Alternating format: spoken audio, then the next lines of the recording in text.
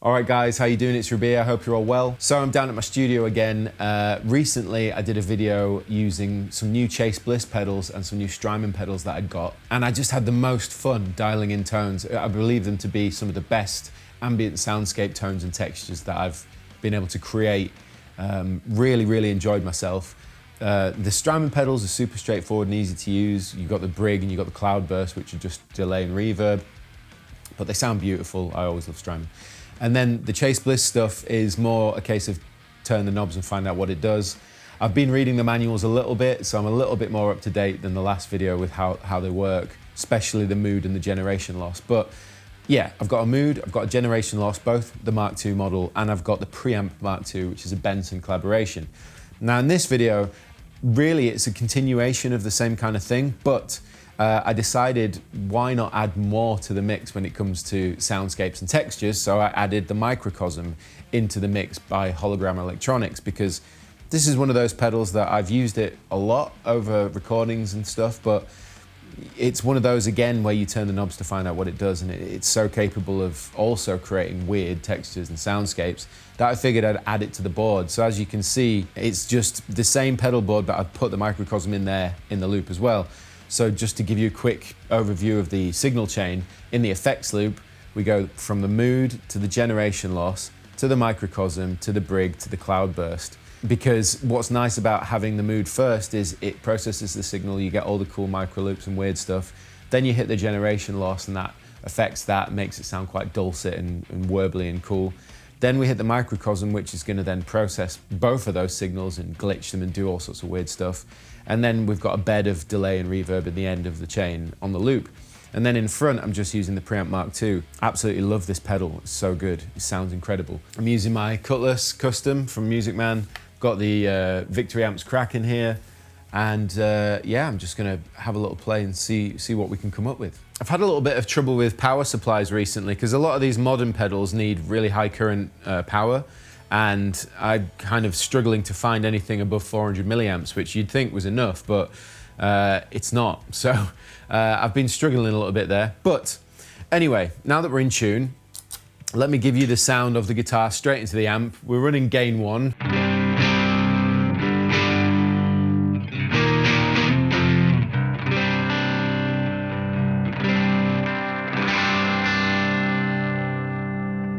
So now if I throw the Preamp Mark II in, I've just dialed in a kind of push of that sound.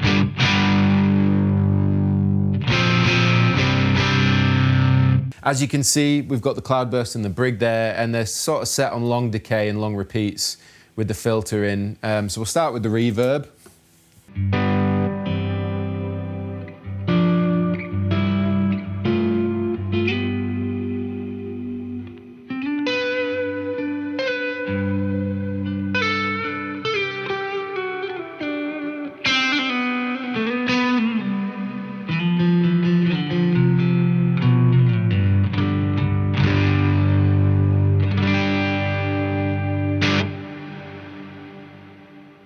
Now let's throw on the Brig. I might boost that and lower that.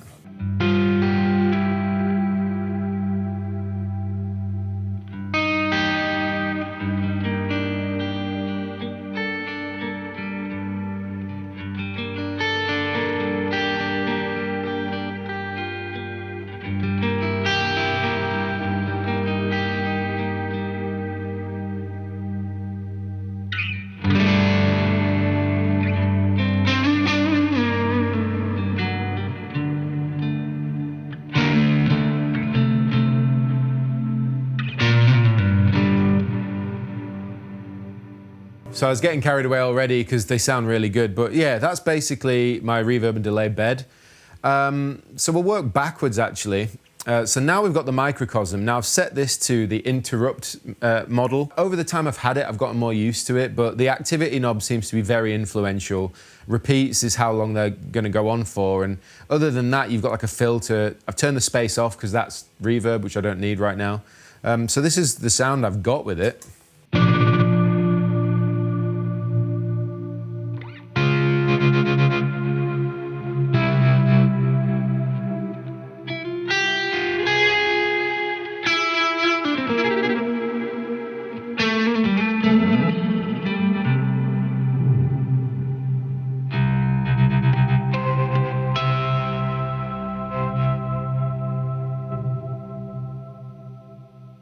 So as you can hear, it's so weird how this pedal works. I don't really understand exactly how it works, if it's based off dynamics, how hard you hit, that it actually engages the effect. So what I might do is just turn up the speed a bit so it's a bit more reactive, faster.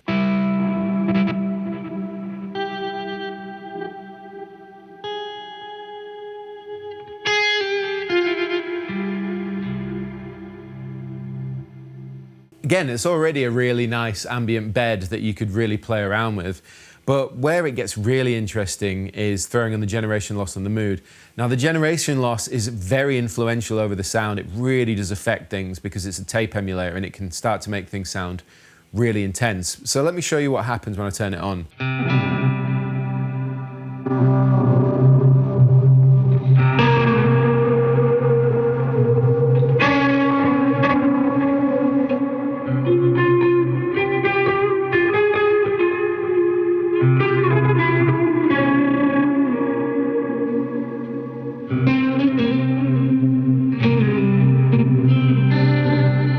It's just adding like a layer of texture and a sort of dulcet tone, which I really like. So I'll just turn it off for a second. Now I'm going to turn on the mood. This is where it gets really, really fun because this reacts a lot quicker than, say, the Microcosm to what you're playing. So on the left-hand side, you've got like reverb or tape, and then on the right-hand side, you've got the looper, and they react with each other. So if I turn them on, the setting I've got dialed in, I'm really into at the minute. So.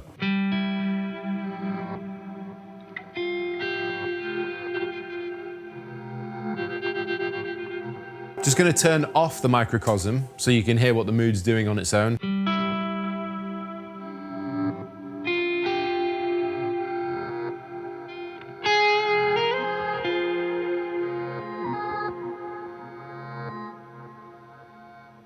I love that.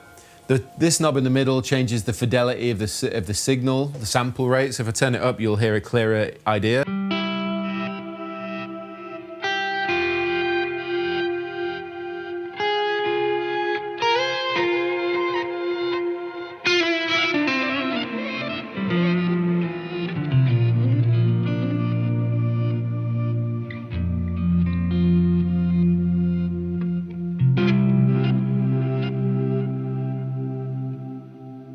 All over that. So now when we combine the Microcosm again, you get the glitches.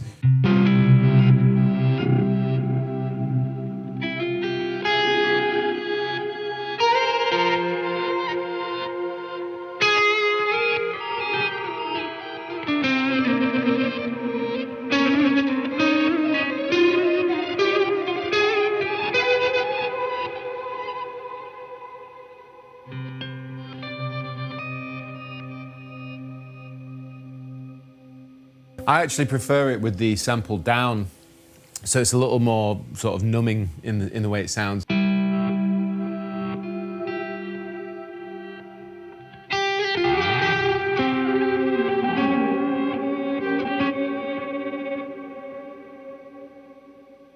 then I'm going to add the generation loss.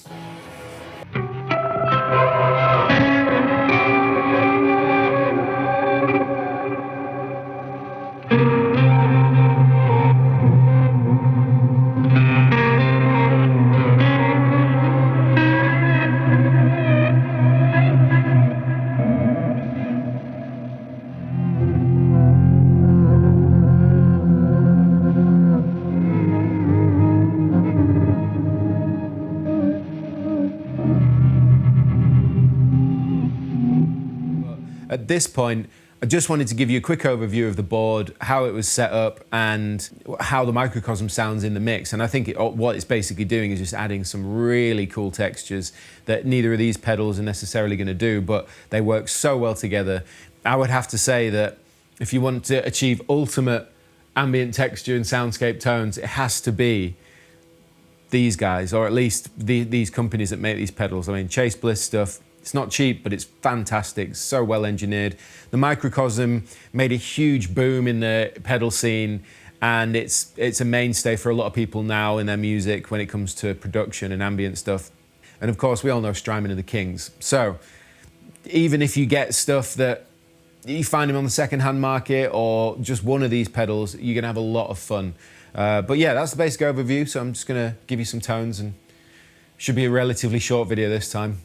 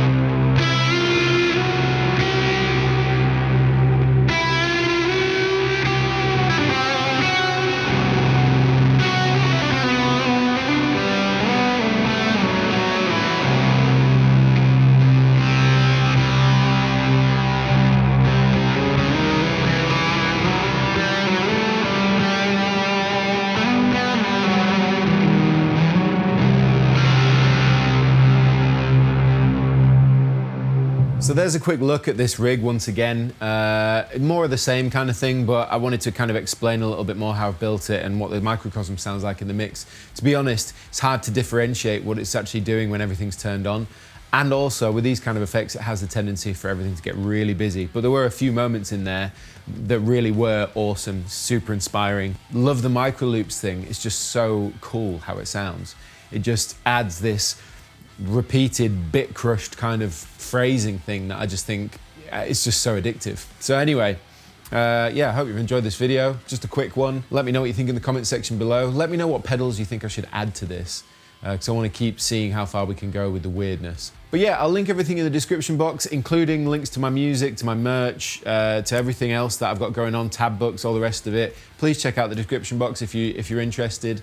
But yeah, other than that, please like, subscribe, and share. I've been Rabea, and I will see you all very soon.